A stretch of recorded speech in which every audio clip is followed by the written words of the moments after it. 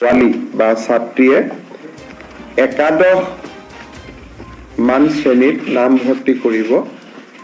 তেওঁলোকে গৰম বন্ধৰ 2টা মাহ বাদ দি প্ৰত্যেক মাহত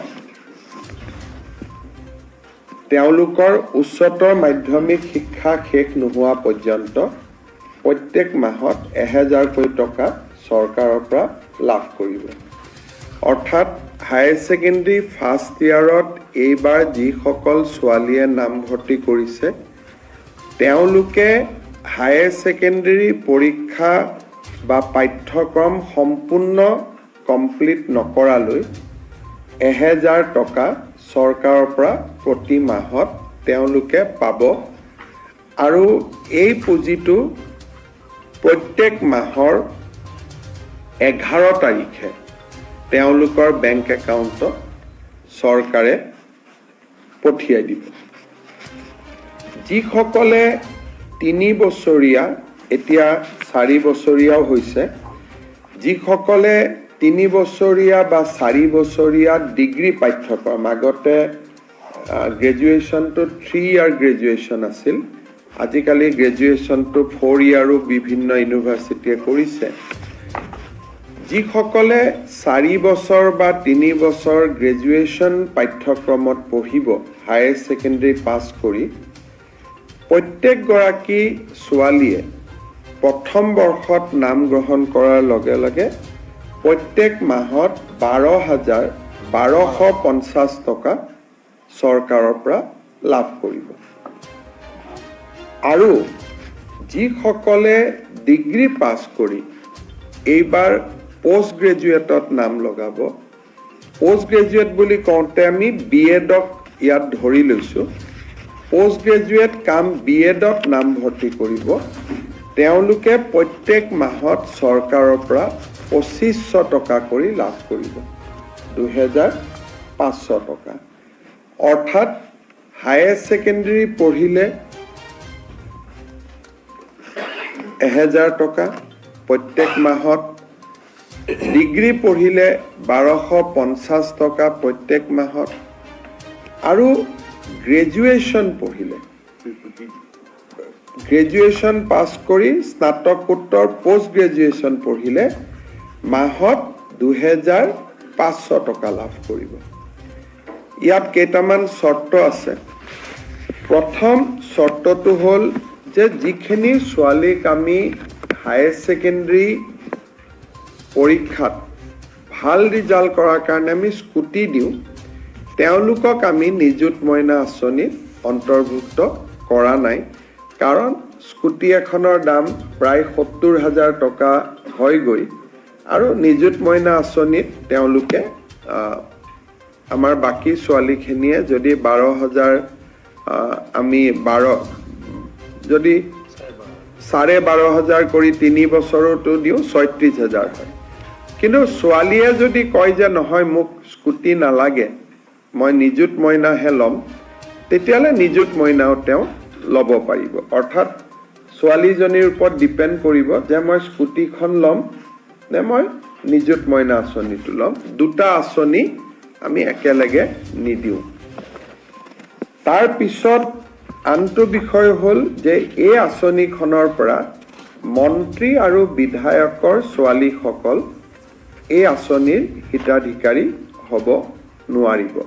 অৰ্থাৎ 126জন যি বিধানসভাত বিধায়ক আছে তেওঁলোকৰ ল'ৰাটো নহয়, ছোৱালী যদি বা সাংসদ যদি তেওঁলোকৰ ছোৱালী যদি আমাৰ কলেজ ইউনিভাৰ্চিটিত পঢ়িছে, তেতিয়াহ'লে তেওঁলোকো এই আঁচনিৰ হিতাধিকাৰী হিচাপে স্বীকৃতি নহ'ব।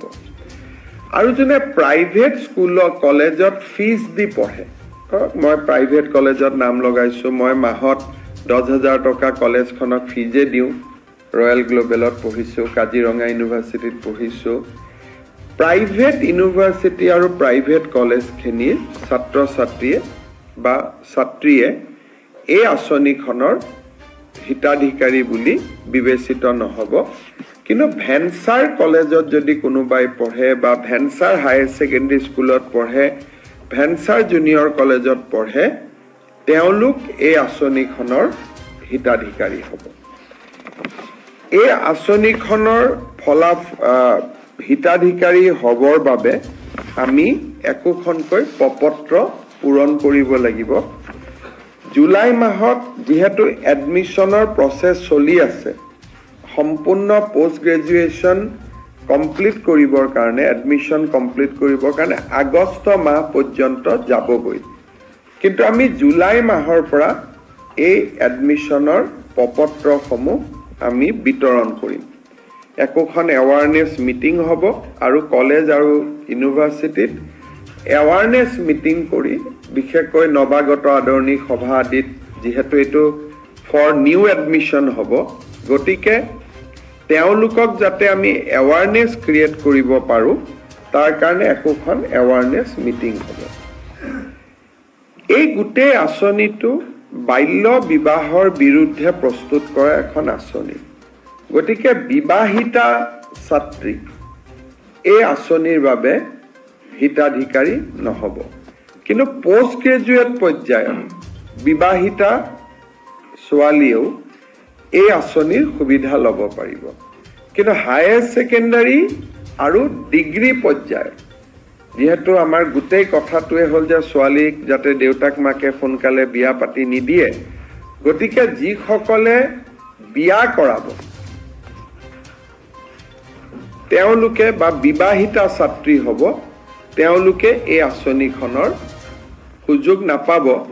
আৰু যদি আপ টু ডিগ্ৰী পঢ়ি থাকোঁতে মাজতেও বিয়া হৈ যায়, তেতিয়াহ'লে ৰিনিউৱেলত তেওঁলোকে এই আঁচনিৰ সুবিধাৰ পৰা বঞ্চিত হ'ব। যেতিয়া প্ৰত্যেক বছৰে এবাৰ ৰিনিউৱেল হ'ব, আৰু কোনোবা ছোৱালী যদি শিক্ষা আধাতে সামৰি ড্ৰপ আউট হৈ যায়, তেতিয়াহ'লেও এই আঁচনিখনৰ সুবিধা নাপাব।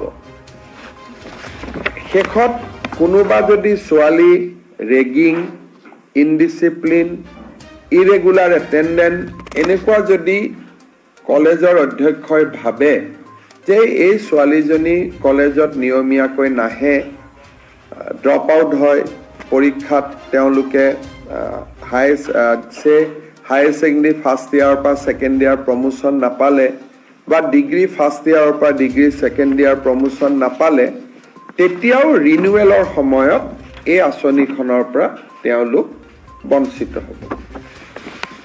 যদিও এই আঁচনিখনৰ লগত জড়িত নহয়, আমি ইলেকশ্যনৰ আগত বা বিশেষকৈ যোৱাবাৰ স্কুটি দিওঁতে আমি এটা কথা ঘোষণা কৰিছিলোঁ যে অহাবাৰৰ পৰা 75% পোৱা ছোৱালীহে স্কুটি পাব।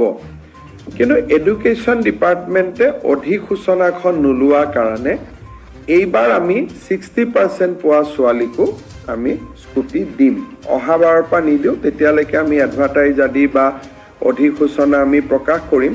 কিন্তু MCC model code of conduct থকাৰ কাৰণে এডুকেশ্যন ডিপাৰ্টমেণ্টে অধিসূচনাখন দিব নোৱাৰিলে।